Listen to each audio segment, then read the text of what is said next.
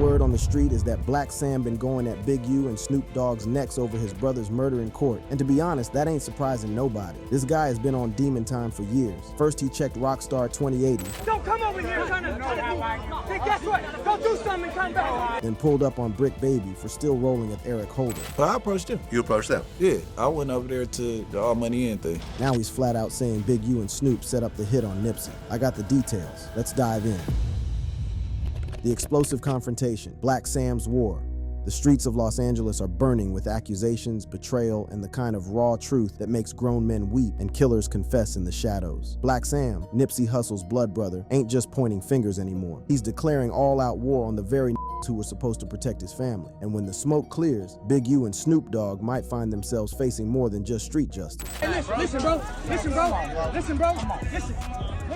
If the ain't demonstrating for hustle, this is what I'm telling you. Don't come over here. This ain't no regular hood beef, y'all. This is a brother's pain turned into a mission. And Samuel Asghedom, better known as Blacc Sam, has been making it crystal clear that he believes his brother Nipsey's murder was orchestrated by insiders, not some random act of violence like the courts want us to believe. The man who helped build the Marathon empire from the ground up, who enforced the no-gun policies that were supposed to keep his felon status clean, watched his baby brother bleed out in the parking lot of their own store while the real killers walked free. See, what most people don't understand about the Asghedom brothers is that their bond ran deeper than blood. It was forged in the concrete jungles of Crenshaw, where survival meant more than just dodging bullets. Blacc Sam managed the Marathon store operations, handled business while Nipsey built his empire, and was the muscle behind the vision. But on March 31st, 2019, all that protection, all that brotherhood couldn't stop what was coming. The official story, Eric Holder, a fellow Rolling 60s member, rolled up on Nipsey and killed him over some snitching allegations. But Blacc Sam ain't buying that bullshit narrative, not for a second. In multiple interviews, including his explosive sit-down with Big Boy, he's been dropping bombs that should have every so-called OG in Los Angeles looking over their shoulder. Nipsey answered. Nipsey answered. He answered the phone. And I was like, I love you, cuz, or whatever like that. Did you tell him the call you just got? Or you didn't even mention it? I didn't mention it. And that's what f***ed me up, because my cousin is Nipsey baby mama. That clip right there, that's Loose Cannon, another player in this deadly game, revealing how Big U called him saying Nipsey was killed 30 minutes before it actually happened. Let that sink in for a minute. The supposed OG knew about the hit before it went down, and instead of warning the family, he was making phone calls like he was announcing the morning news. But Blacc Sam's war ain't just with Big U. It extends to every who betrayed his brother's memory. The man has been checking anybody who steps out of line, and that includes his confrontation with Rockstar 2080, where he made it clear that if you ain't demonstrate for hustle, you got no business being around the family. Don't come over here trying to hey, guess what? Go do something and come back. The disrespect runs deep, and it all traces back to the power struggle that was brewing within the Rolling 60s long before Nipsey took his last breath. Eugene Big U Henley Jr., the so-called community activist and entertainment executive, had been mentoring Nipsey since the young rapper was coming up. But what started as guidance turned into something much more sinister: extortion, jealousy, and the kind of betrayal that only comes from family turning against family. The relationship between Nipsey and Big U wasn't just about gang politics, it was personal. Big U is Nipsey's daughter's great uncle through Tanisha Foster, creating a web of family connections that made the betrayal even more devastating. When you got family blood mixed with street blood and money flowing through it all, that's when the real darkness emerges. When Big U had Nipsey Hussle killed, everybody know that. Everybody know Big U, nigga called that hit the Rolling 60s. Y'all know why the Rolling 60s killed Nipsey Hussle, man? This what happened with the Rolling 60s, right? Charleston White ain't never been one to bite his tongue, and when he dropped that bombshell, he wasn't just throwing around accusations. He was speaking from experience with these same who turned their backs on Nipsey. The jealousy was real, y'all. Nipsey had grown bigger than the set, bigger than the gang politics that tried to keep him in a box, and that independence cost him everything. The tension had been building for years. In 2017, there was a documented physical altercation between Nipsey and Big U in the Marathon store's parking lot. Blacc Sam had to fire warning shots to break up the fight, and all three men were briefly arrested. But that wasn't the end. It was just the beginning of something much more deadly. See, what people don't understand is that Nipsey represented a new kind of gang member, one who used his street credibility to build legitimate businesses and lift up his community. He bought the plaza where his store was located, created jobs, and refused to pay the traditional taxes that gang leaders demanded from successful members. That kind of independence don't sit well with old school OGs, who built their power on controlling every dollar that flows through the hood. So when them told me that, what? I pulled back from them. I was sending them money. Y'all with them real tough. The money trails tell the real story. Big U wasn't just some reformed gang member trying to help the community. He was running what federal prosecutors now call a mafia-like criminal enterprise, complete with extortion schemes that targeted successful artists and businessmen. When Nipsey refused to play ball, when he stopped paying those unofficial taxes, he became a target. But here's where it gets even more twisted. Snoop Dogg's role in all this betrayal. The legendary West Coast rapper, who publicly mourned Nipsey and spoke at his memorial service, has been quietly maintaining his relationship with Big U even as the accusations pile up. Blacc Sam has publicly lost respect for Snoop, viewing his continued association with Big U as a betrayal of Nipsey's memory. And they approached you. But I approached him. You approached them. Yeah, I went over there to the All Money In thing. That's Brick Baby talking about his confrontation with Blacc Sam over his friendship with Eric Holder, and it shows just how deep these divisions run. When your own homies are choosing sides, when loyalty gets tested by blood and bullets, that's when you realize that the streets don't have friends, only interests. The federal indictment of Big U in March 2025 added fuel to the fire that Blacc Sam had been building for years. The charges include running a criminal enterprise, extortion, human trafficking, and the 2021 murder of aspiring rapper Rayshawn Rand Williams. While these charges don't directly mention Nipsey's murder, they paint a picture of a man who was capable of ordering hits and eliminating threats to his power. What the would I still be doing here? Right. So it was like, then I'm like, but like you said, when people who don't like you can use that against you. Big U can deny it all he wants, but the pattern is clear. The man who claimed to be a reformed community leader was allegedly running murder-for-hire schemes and eliminating anyone who threatened his empire. And when Nipsey Hussle grew too big, too independent, too successful, he became the biggest threat of all. Because once you start pulling on that thread of power, betrayal, blood, it don't just stop with Nip. It goes way back decades, through bodies and betrayals, through the very foundation of West Coast rap. Blood patterns, the Tupac connection, and Snoop's deadly dance. The assassination of Nipsey Hussle wasn't an isolated incident. It was part of a bloody pattern that's been staining West Coast hip-hop for decades. When you peel back the layers of gang politics, industry manipulation, and street justice, you start to see the same fingerprints on multiple murders. The same players pulling strings, and the same cover-ups protecting the real killers. Suge Knight, speaking from behind prison walls, has been dropping knowledge that connects the dots between Tupac's murder and what happened to Nipsey. And at the center of both tragedies, Calvin Broadus Jr., better known to the world as Snoop Dogg, the nigga who's been playing both sides of the fence for so long that his hands are covered in more blood than a butcher's apron. So Snoop didn't go nowhere near the hospital. So when it happened, as you know, for some strange reason, but now we know the real reason, Snoop did not attend the fight with us or the club, the after party at Club 662. Let that marinate for a minute. Suge Knight, the man who was in the car when Tupac got shot, the man who took bullets himself that night in Vegas, is telling us that Snoop knew something was about to go down. The same way Loose Cannon got that call about Nipsey 30 minutes before the shooting, Snoop was conveniently absent when Tupac needed him most. The West Coast has always been about loyalty, about riding for your people no matter what. But what happens when the people you're supposed to trust are the ones setting you up for the fall? What happens when your own homies are making deals with the devil, trading your life for their freedom? But instead of just saying less, since I've been in here,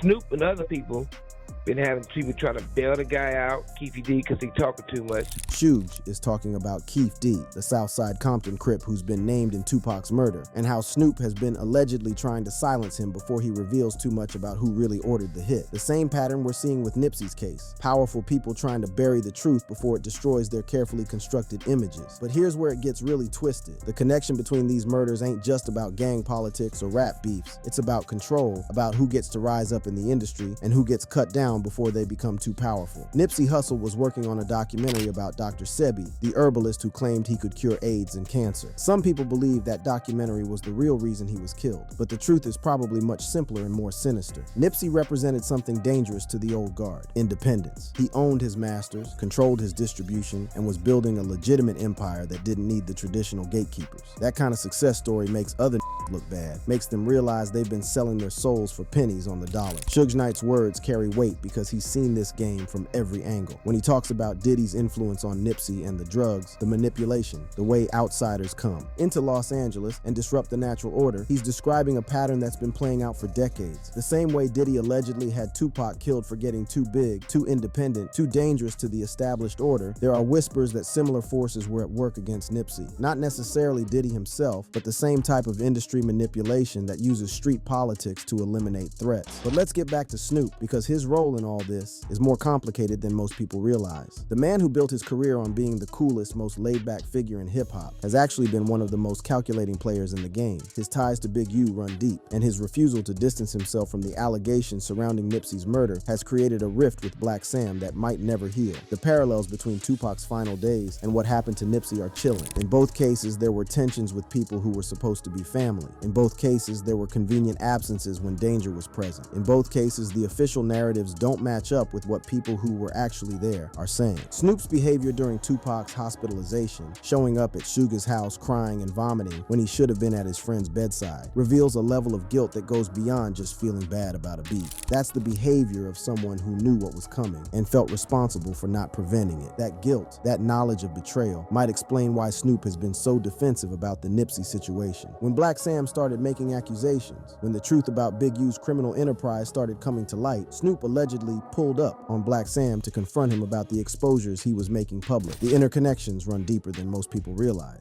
Big U, Snoop Dogg, and the broader network of West Coast power players have been moving in the same circles for decades, sharing information, making deals, and protecting each other's interests. When one link in that chain gets exposed, it threatens to bring down the entire network. And, you know, it's always a sad situation when we allow everybody to get into these events of wars or whatever you want to call it, because we all lose. Sometimes people lose their freedom, sometimes people lose their life, but it's bad for business. It's terrible for the culture. Suga's wisdom comes from experience. He's seen how these wars destroy everything they touch, how the pursuit of power and control leaves bodies in its wake and communities devastated. But what makes the Nipsey situation different is that it wasn't just about rap beef or gang politics. It was about stopping a man who represented hope, progress, and the possibility of breaking free from the cycles that keep the hood trapped. The federal investigation into Big U has revealed the scope of his criminal enterprise, including his alleged role in the 2021 murder of Rayshawn Williams, a young rapper who was signed to his label. The pattern is clear. When artists under Big U's influence become liabilities or threats, they don't just get dropped from the label, they get dropped from life. Yeah, I got it. So you think he hit you a little too early? Yep, he hit me a little bit too early because the homie Shitty double back 3 times. You hear what I'm saying? And first he shot him, boom, go into the alley, came back and shot him, boom. It wasn't good enough, and then he came back and he shot him again. Loose Cannon's description of Eric Holder's actions, the way he circled back multiple times to make sure Nipsey was dead, doesn't sound like the behavior of someone acting on emotion or personal beef. That's the behavior of someone following orders, someone who knew he had to complete a job no matter what. The fact that Big U called Loose Cannon with advanced knowledge of the murder suggests a level of coordination that goes far beyond what the official investigation revealed. This wasn't just Eric Holder acting alone. This was a coordinated hit with multiple people involved in the planning and execution. Snoop's continued relationship with Big U, even after all these allegations have come to light, sends a clear message about where his loyalties lie. When you choose to align yourself with accused killers and extortionists over the families of the victims, you're making a statement about your character that no amount of public relations can clean up. The Tupac connection isn't just about similar circumstances. It's about the same networks, the same people, and the same methods being used to control the narrative and protect the real perpetrators. The fact that Snoop has allegedly been trying to bail out Keith D while ignoring the pain of Nipsey's family shows exactly where his priorities lie. Snoop standing next to Big U while the streets cry foul ain't just bad optics. It's proof that the same networks Pac got tangled in never died. They just evolved. And now, with indictments dropping, the mask is finally slipping. The web of betrayal, testimonies, and street justice. The federal walls are closing in, and when the dust settles, half of Los Angeles' so-called OGs might find themselves choosing between life sentences and telling the truth about who really ordered Nipsey Hussle's execution. The arrest of Big U in March 2025 wasn't just about his current crimes. It opened a door that's going to expose decades of corruption, murder, and betrayal that reaches from the streets of Crenshaw all the way to the highest levels of the entertainment industry. Eugene Big U Henley Jr.'s federal indictment reads like a gangster movie script, but this ain't Hollywood. This is real life, and real people are dead because of the decisions this man made. The charges include running a criminal enterprise, extortion, human trafficking, fraud against LA City Hall, and the murder of Rayshawn Williams. But those are just the crimes they can prove in court. The real body count, the real scope of his operation goes much deeper. He did such a great job. He went from $550,000 a year. They gave him a $440,000 bonus. We sent the contract. But listen, all that. Loose Cannon's revelation about Big U's contract as a police informant explains everything. The man was getting paid nearly $500,000 annually to report on gang activity in his area, which means every move, every conversation, every plan that came through his network was potentially being fed back to law enforcement. That level of access and betrayal creates enemies, and those enemies need to be eliminated. When Nipsey Hussle started operating independently, when he refused to pay the traditional taxes and started building his own empire outside of the established power structure, he became a threat not just to Big U's street credibility, but to his entire federal arrangement. A successful, independent black man in Crenshaw who didn't need Big U's protection or permission was bad for business on multiple levels. And then, like, one So day, you know why he wanted to get a dude back to 40, right? Because he was gonna make dude give him 20 for getting it back of course, and kept you out of it. of course. The pattern of manipulation and betrayal runs through every relationship Big U maintained. He would set up situations, create problems, then charge people to solve the problems he created in the first place. That's not community activism. That's extortion with a nonprofit tax exemption. But Big U wasn't operating in a vacuum. The network of people who enabled his operation, who profited from it, and who helped cover up his crimes extends throughout the West Coast hip-hop community. And now, with federal prosecutors building their case, those connections are going to be exposed whether people want them to be or not. Brick Baby's confrontation with Blacc Sam over his continued relationship with Eric Holder shows how these loyalties get tested when the truth comes out. In the hood, friendship and loyalty are everything. But what happens when your friend kills your other friend's brother? What happens when choosing sides means choosing between your past and your principles? The complexity of these relationships is what makes the federal case so dangerous for everyone involved. Brick Baby admits he was friends with both Nipsey and Eric Holder, which puts him in a position where he might have information about the planning or circumstances surrounding the murder that he's never shared publicly. The people who bought it to me, it was, bro, what's the deal? You know what I mean? Da da da da. And I struck him back because I was in my feelings like, bro, I ain't really with you right now, but you know I love you. The fact that Eric Holder was communicating with people in jail, that he was reaching out to maintain relationships even after the murder, suggests he wasn't acting as a lone wolf. Someone operating alone doesn't need to maintain communication networks after completing their mission. Someone following orders does. The federal investigation has tools and resources that local law enforcement doesn't have. They can trace financial transactions, monitor communications, and most importantly, they can offer deals to smaller players in exchange for testimony against the bigger fish. When facing life sentences, even the most loyal soldiers start remembering conversations they previously forgot. So he already hated the hood for certain. That's Brick Baby talking about Eric Holder's mindset before the murder, and it's a crucial detail. Someone who already has resentment toward the community, who feels betrayed or abandoned, is the perfect weapon for someone looking to eliminate a target while maintaining plausible deniability. The federal case against Big U includes charges related to his nonprofit organization Developing Options, which was supposed to be helping at-risk youth, but was allegedly being used to launder money and provide cover for criminal activities. The irony of using community development funds to finance murders and extortion schemes adds another layer of betrayal to the story. But the most dangerous aspect of the federal case might be what it reveals about law enforcement's knowledge of these activities. If Big U was working as an informant while simultaneously running a criminal enterprise, that suggests either incredible incompetence or active corruption within the agencies that were supposed to be monitoring him. But why they put that on you though? They tell me because it's black. I'm black. I'm black. I'm big.